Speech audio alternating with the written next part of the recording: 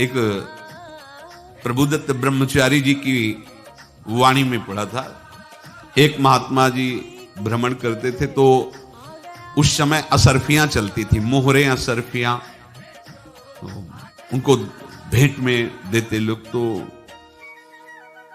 या तो ठाकुर सेवा में लगे तत्काल या संत सेवा में तत्काल लगे, उसका संग्रह करके डोलना ये ठीक नहीं है। बैरागी के लिए सिद्धांत में ये ठीक नहीं है।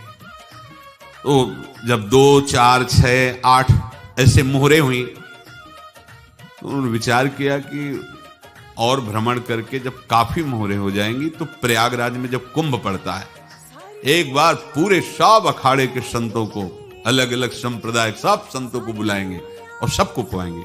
अब साधु है तो यही विचार करेगा और क्या विचार करेगा।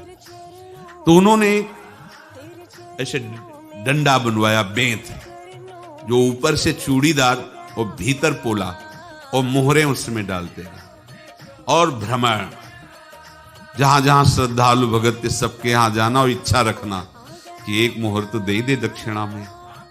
कामना कोई भी हो वो बांधती ही है, ध्यान रखना। इसीलिए प्रभु जो चाहे वो करे, अपनी चाह नहीं रखनी चाहिए, अपनी चाह प्रभु की चाह में मिला देनी चाहिए। धीरे धीरे वो छड़ी भर गई। भ्रमण करने वाले महात्मा चूड़ी लगाई, इंतजार करते रहे। जब प्रयाग का कुंभ पड़ा तो चले। तो रास्ते में एक गांव में पूछा जाता है, जैसे कहीं रुको कि कोई श्रद्धालु ऐसा है जो संत सेवी है। तो कुछ लोगों ने बताया, हाँ एक परिवार है बहुत संत सेवी है और आपको मिलाते हैं उनसे। आइए महाराज, घर में रुका, खूब अच्छा हलवा पूड़ी पवाया और जो घर के मालिक थे चरण दबाए। चरण दबाते दबाते उनकी दृष्टि पड़ी उस डंडे पे। इतना मोटा और ऊपर से कुछ चूड़ी सी भी नजर आ रही, इस डंडे में तो कोई रहस्य है ही है। अब महात्मा जी को खवा पिला के सुला दिया। महात्मा जी जब सो गए तो पत्नी से धीरे से कहा, वो डंडा लाओ बाबा जी का। डंडा, वो चूड़ीदार जो ही खोला पलटाया तो सैकड़ों मोहरे। ऐसे संत रोज पधारे भगवान, तुम आनंद हो जाए फिर क्या। पत्नी से कहा, नाप के कंकड़ लाओ। वो तो महात्मा जी तो खाए खीर पूड़ी, आराम से सो रहे। रात में पूरी प्लानिंग करके उसमें कंकड़ भर के चूड़ी लगाकर सिराने रख दिया, सारी मोहरें हटा ली। महात्मा जी आराम से छड़ी उठाए तो वजन पक्का। वैसे बड़े लोग चतुर होते हैं, पर ये नहीं जानते कि कर्म कितना भयानक होता है। और उनकी कोई संतान नहीं थी, पर धन में इतना प्रेम उनको था। बहुत सावधान। साधु महात्माओं के पास जो अर्थ है, गृहस्थी अगर आता वहीं से है, पर अगर उसको जोर जबरदस्ती या किसी छल कपट से, तो वो उसका विनाश ही करता है। आज तक का प्रमाण है। अब उनको ये भाव पता नहीं होगा, या पता होगा तो लोभ के कारण वो उसको मान नहीं पाए होंगे। महात्मा जी गए प्रयाग में, किसी अखाड़े पर रुके और वहां प्रार्थना की कि कल जो है संपूर्ण अखाड़ों का निमंत्रण किया जाए और सब संतों को भोग पवाया जाए, उनको दक्षिणा भी दी जाए। महंत ने सोचा कि बहुत बड़ा है तो उत्सव है, क्योंकि प्रयाग में कितने हजारों संत महात्मा सब। उनका महाराज, बोरों इसमें चीनी और तीनों घी लगेगा, सब व्यवस्था। बोले आप मंगाइए, एक एक हिसाब हम करेंगे, हमारे पास सब व्यवस्था है। बोले कुछ तो पहले दे दो, वो इकट्ठे देंगे हम। उनको था कि अगर हम छड़ी खोला और 2-4 मोहरे दी, किसी को पता लग गया तो गड़बड़ हो सकती। बोले हम भंडारे के समय आखिरी में सब कुछ आपको दे देंगे। ठीक है। वो अपने पास से पैसे लगाकर खूब जितना सामग्री सब लाए, लाखों की, और सब संतों को निमंत्रण कर दिया। संत जन निमंत्रित हो गए, भंडारा बन रहा है। तब वहां के महंत है और उनका देखो भंडारा भी बन रहा है, संतों को निमंत्रण। अब आप अर्थ की व्यवस्था कीजिए, क्योंकि इतनी बड़ी हमारी सामर्थ्य नहीं थी जितना हमने किसी तरह हमने व्यवस्था की। अब मुझे अर्थ चाहिए, तभी आगे की व्यवस्था बढ़ेगी। संतों को दक्षिणा देंगे और जिनसे अर्थ लिया उनको दे। देखो रसोई बन गई है सब। तो उनका अच्छा तुम्हें विश्वास नहीं तो ये अभी चूड़ी खोली।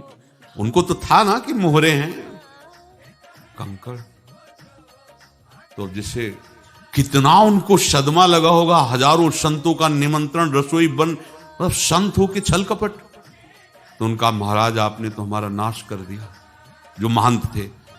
अब बताओ रसोई बन गई, संत निमंत्रित हो गए और आप ये कंकड़ दिखा रहे हैं हमको। आपने तो हमें बर्बाद कर दिया। हमारी इतनी सामर्थ्य नहीं थी, आप पहले बता देते। संत होकर ऐसा छल कपट। अब वो बोले तो क्या बोले, क्योंकि उनको पता था कि मोहरे हैं इसमें। अंदर से उनका चिंतन गया उसी सेठ के पास, अच्छा ऐसा धोखा हमारे साथ किया, भोगोगे तुम। ये जो निकलता है ना भोगोगे, ये अकाट्य होता है। क्योंकि किसी का भी हृदय, मान लो किसी भी जीव जंतु को आप कष्ट दें और उसका हृदय आह भर जाए, तो वो आह वज्र की लेख है, तुम्हें भोगना पड़ेगा। वो देखो भीष्म जी को भोगना पड़ रहा है। सांप को ऐसे धनुष की नोक से उठाया और बंबूल के कांटों के ऊपर फेंक दिया, कई दिन तक छेदा हुआ, वो आह भर करके मरा। तो आपको 6 महीने बाणों की सैया पर आह किसी की ना लेना जिंदगी में। कोई ऐसा कोई आह भर करके कह दिया तुम समर्थ हो, हम तो कुछ कर नहीं सकते, और अंदर से दुखी, फिर तुम्हारी सामर्थ्य काम नहीं करेगी, मिट्टी में मिला देगी। फिर ये तो संत थे और भगवत आराधना के लिए, संत आराधना के लिए ही ऐसा किए हुए थे।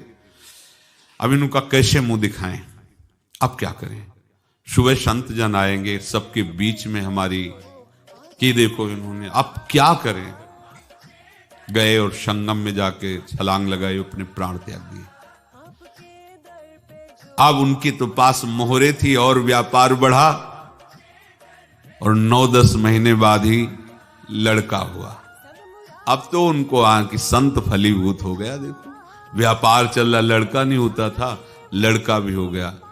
बड़ा आनंद छा रहा है।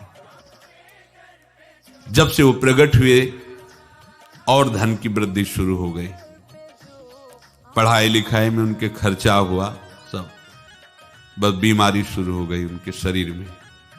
अब उसमें पैसा जाना शुरू हुआ। इतने आसक्त तो वो दोनों हो गए कि कुछ भी हो, व्यापार ठप, संपत्ति बेचना शुरू। तो उन्होंने कहा कि बेटा मैं क्या कर सकता हूं तुम्हारे लिए। बोले हमारी अंतिम इच्छा है प्रयाग चलो, और जितने प्रयाग में संत महात्मा सबको एक बार भंडारा करवाओ। हमारी इच्छा अंतिम है, क्योंकि अंतिम यही इच्छा थी। बोले अब ज्यादा संपत्ति तो नहीं रह गई। तो बोले घर बेच दो, मेरे लिए ही तो है, बेच दो।